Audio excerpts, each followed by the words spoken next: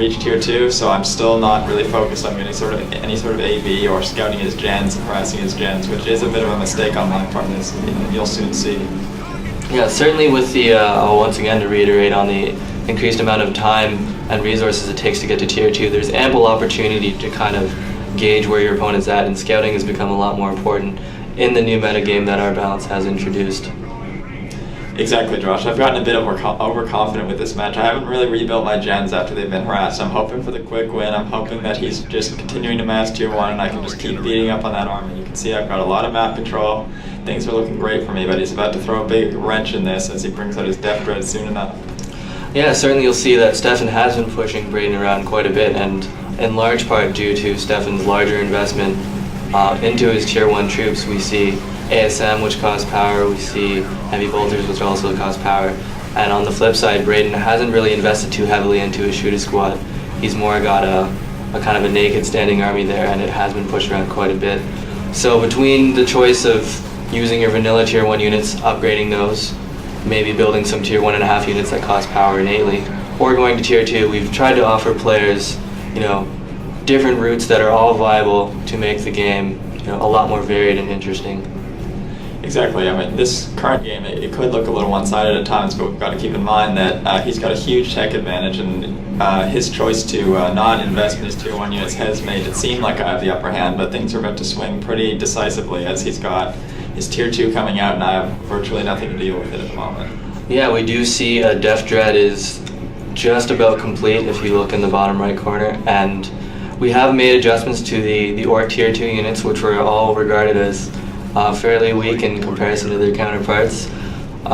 The Orc vehicles are certainly meant to be much more numerous now. You'll notice that the Death Dread is half the cost of a regular Dreadnought, so while they are certainly not equivalent to a Dreadnought, we do want to see a lot of cheap Orc stuff out there in large numbers, which we feel represents the race a lot more strongly. Yeah, exactly. You'll notice that in this fight he's pushed a little too far forward, and his army is left without that Death Dread. It's still coming from the right side of the map, but unsupported from that Death Dread, he's no match for my superior Tier 1 force here. So I'm able to easily just destroy most of his units, force him back to base, and here comes the Death Dread now without the infantry support. It doesn't want to risk approaching those ASM. He's unaware that I'm not yet Tier 2 even, so I still have no melta bombs, but he's expecting that I am already researched melta bombs. And yeah, we do see 2 shotgun upgrades being built on Stefan's squads. The shotgun has been significantly revamped as part of our balance changes. You'll notice that they're no longer area effect, but their damage has been significantly increased, especially at close range. So in following that, scouts are a very good counter to melee units. Shotguns have become very deadly close combat weapons. Later on, you'll probably see a few usages of their triggered knockback ability. We decided that the random knockback was, a little bit iffy, a little unreliable. It tended to leave both the attacking and defending player pretty unsatisfied. So we've actually made it an activated ability that will reliably clear enemies out of an area. So try using this in support of other range units when you want to disrupt some melee and get a few extra shots in. Yeah, I built those shotgun squads expecting that he would start focusing a little more heavily on melee units, because I was expecting my opponent to still be in Tier 1 and still be focusing on Tier 1 units. And I wanted the shotguns to deal with an increased amount of sluggers or stormboys, since he had been building so many shooters and I had been building so many ASM. His natural counter would have been to get slugger boys, but since he built the Death Dread instead, those shotguns were a bit of a mistake at this point. They're not really going to have a large impact on this game just yet, but I'm going to keep them around just in case he decides to bring out additional units that would be ideally countered by shotguns. Oh, and there goes the Death Dread in there. Stefan did try to use the new ability on the Heavy Bolter to deal some damage to the Death Dread, but he did get smartly flanked by Braden on the top side, so we didn't quite get a chance to preview it, but it's fairly decent at cutting down some of the lighter vehicles. Yeah, it was a bit off-screen in this case, but you'll notice that we've improved vehicle pathing a lot. So what we've done is we've improved the acceleration and deceleration of all the normal non-walker type vehicles. So they'll be a lot more responsive.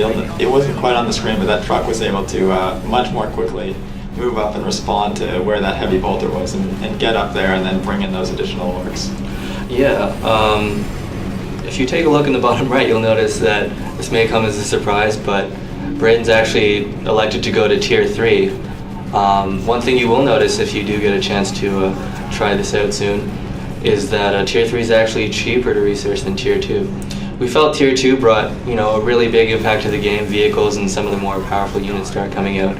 But Tier 3 more offered some interesting choices, some flexibility. So we felt that, we want to see, there's really no good reason not to see more of that Tier 3 stuff out there. So as another option, it's really nice to see that Braden has an opportunity to go to Tier 3 and maybe pull something off really exciting. So you might have just missed it there, but I was able to use that new shotgun knockback ability to knock that Stormboy squad into my heavy bolter arc and do a lot of damage and keep them suppressed. So they're going to be forced to run almost immediately as a result. Now, my ASMs took a lot of damage though from that Def Dread. They tried to jump in and tie up those shooters, but the Def Dread was there kind of supporting them and preventing them from really doing too much. But I was still able to do enough damage and counter those Stormboys and shooters hard enough that I'm able to force his vehicles back, and now my attacks are alone with these shooters, and even with the missile launcher upgrade, they're going to be able to melee them down and force them back. Yeah, you'll notice that with the sharper unit rolls we've managed to give the units where, by example, the scouts are more of a melee counter and the attack marines are more resistant to range damage. This definitely leaves units with their fair set of weaknesses, so what we saw there was a lot more unit synergy than we're accustomed to in the retail game. Exactly. So right now, I've taken a lot of losses. My opponent's taken a lot of losses as well. So I'm going to try and just recover as fast as I can, and I'm going to try and keep pressing the attack here. I feel that my opponent's taken more losses than me, so I want to try and press my attack, and I want to get up and find that Def Dread and knock it out, because I know it was very low life at the end of that battle, and I want to just keep the pressure on and prevent my opponent from being able to repair it too easily. Yeah, it looks like he is repairing that Def Dread there. If we do take a quick look at Stefan's units, we'll notice that many of them are high level, and between keeping his units alive and investing in several upgrades for his forces, you'll notice that they are competing quite well with a higher tier force. And this is purely by design. We do intend for units to remain as useful as possible, and we feel this is something we accomplished to a significant degree in the new balance changes. So I'm trying to harass his gens here. I'm trying to prevent additional vehicles from coming out, because I have AV units at this point, but they're fairly limited. The Melta Bombs will be able to stall a small number of vehicles along with my missile, but if he's able to get too many melee units on top of me, he'll easily tie up my missile squad, and at that point, my ASMs can be unsupported against massive Def Dreads or even trucks at this point. So I'm trying to be careful. I'm trying to slow down the development of vehicles and any other tech that he may get by destroying these generators as much as I can. And there comes the wall. Yeah, it certainly looks like Braden is going for more of an out-teching strategy. He still hasn't really invested that much in any sort of upgrades to his units. Oh, there's some rocks. Would you like So I tried to get that heavy bolter in position to support my units, but his rocks kind of negated that. At this point, his rocks are in my retreat path, so I'm forced around a choke in a very tight situation. His units are right on top of me. All I can do is just stand there and fight at this point. We will note that as you do see those shotguns knock down those troops, that the choke actually did favor Stefan quite significantly, with the couple of vehicles blocking up that one choke right there. The shotguns managed to do a lot of damage to even a large number of troops. So we see that units even like scouts can retain their use throughout the whole game.